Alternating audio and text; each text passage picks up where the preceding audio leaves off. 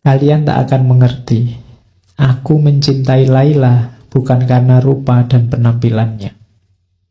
Saat memiliki gelas, yang terpenting dan yang paling membahagiakan bukan bentuk gelas itu, melainkan ketika aku bisa menikmati anggur dengan gelas tersebut.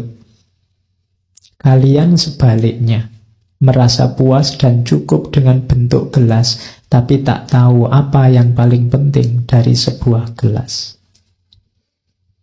Tak ada artinya gelas emas berhias permata tapi isinya cuka. Wadah tua dan rusak berisi anggur bagiku lebih baik ketimbang 100 gelas emas berisi cuka. Tuh. Kalau bahasa hari ini mungkin jangan lihat casingnya. Kalau sudah jatuh cinta itu casing tidak penting.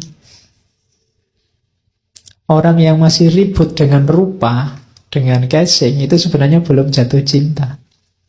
Kalau sudah jatuh cinta, tidak penting lagi itu. Makanya katanya Rumi, cinta menjadikan sesuatu tampak menawan. Namun yang tampak menawan tak selalu menyebabkan jatuh cinta.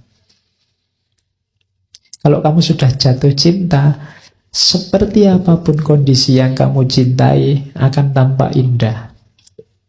Itu yang tidak dipahami oleh banyak orang. Tadi kamu mendengarkan ceritanya Laila Majnun kan, mbok sudah nyari yang lain kan banyak. Sesimpel itu yang ada di pikiran kita. Kenapa? Karena kita belum jatuh cinta. Yang sudah dan pernah jatuh cinta pasti ngerti apa nilai yang dicintai. Tidak sekedar casingnya. Oke, itu kisah carangan kalau di wayang ini, kisah petelan yang diambil Rumi. Ada lagi kisah potongan lagi saya bawa, kalau ini menarik. Satu ketika Kois ini kaget, tiba-tiba ada anjing dari kampungnya Laila sekonyong-konyong berjalan lewat depannya Kois. Kois mengikutinya karena dia ingin segera ketemu Laila, jangan-jangan ini bisa mempertemukan aku dengan Laila. Di tengah perjalanan Kois melewati sekelompok orang kampung sedang sholat. Mungkin anjingnya lewat masjid mungkin. Tapi Kois tidak lihat mereka karena Kois sedang konsentrasi mengejar anjingnya. Ya. Setelah Kois pulang, orang tadi yang sholat marah-marah pada Kois. Wahai Kois, tadi engkau melewati kami saat sedang sholat. Kenapa kau tidak ikut sholat dengan kami? Kok kamu tidak lihat kita sholat, kamu lewati saja? Katanya Kois, demi Allah, saat kalian sedang sholat berjamaah, aku sama sekali tidak melihat kalian. Kenapa? Hatinya hanya fokus pada anjing dan yang dia cintai, Laila. Siapa tahu anjingnya bisa mempertemukan dengan Laila. Bila kalian benar-benar cinta pada Allah, sebagaimana diriku cinta pada Laila, pasti kalian tidak melihat aku.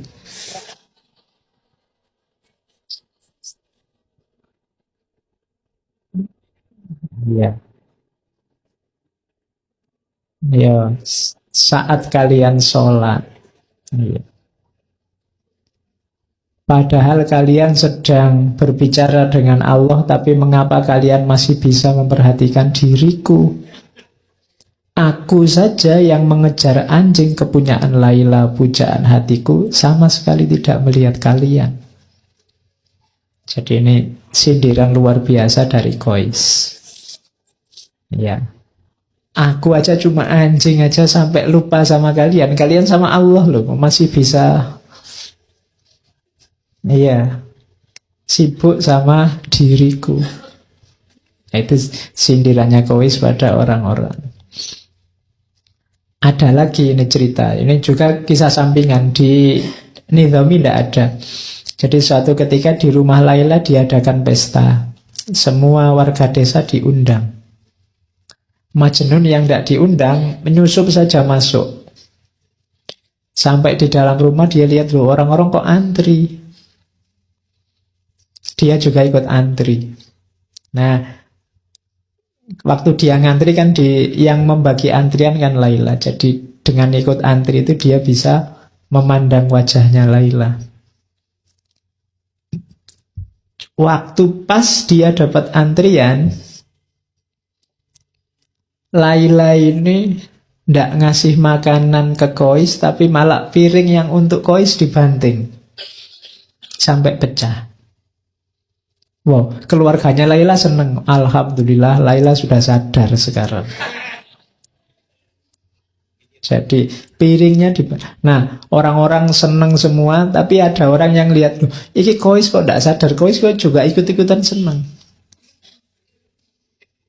Terus ditanya sama orang di dekati Kois, Kois, kok kamu malah tersenyum? Kamu kan habis dipermalukan di depan semua warga desa. Kenapa mukamu masih senyum? Kois malah heran. Loh, kapan saya dipermalukan? Tadi waktu Laila mecah piringmu. Kois jawab, oh enggak begitu, kamu salah paham. Laila itu memecahkan piringku tujuannya hanya satu, agar aku ikut antrian lagi.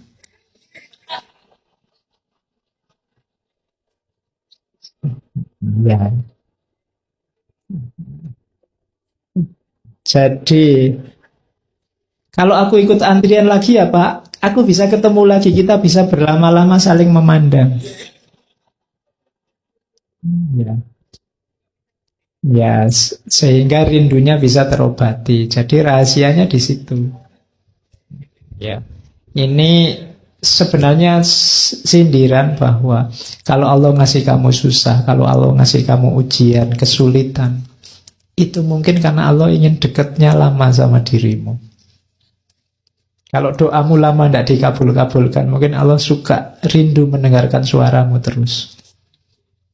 Jadi jangan salah paham dulu. Makanya cintailah Allah, dekatilah Allah dengan rasa cinta, maka kamu tidak akan kecewa, tidak akan mengeluh, tidak akan putus asa. Karena banyak rahasia di balik itu. Nah, itu rahasianya cinta ilahi. Kayak Laila yang banting piringnya Kois itu kalau dilihat biasa saja kelihatan, wah ini tega sekali sama Kois. Tapi Kois yang ngerti rahasianya malah tertawa. Orang kampung yang tidak tahu dia sorak-sorak, dianggap wah Laila sudah sadar, padahal tidak. Oke. Terus kalau ini pernah saya bawa lupa di. Jadi ini satu ketika Majnun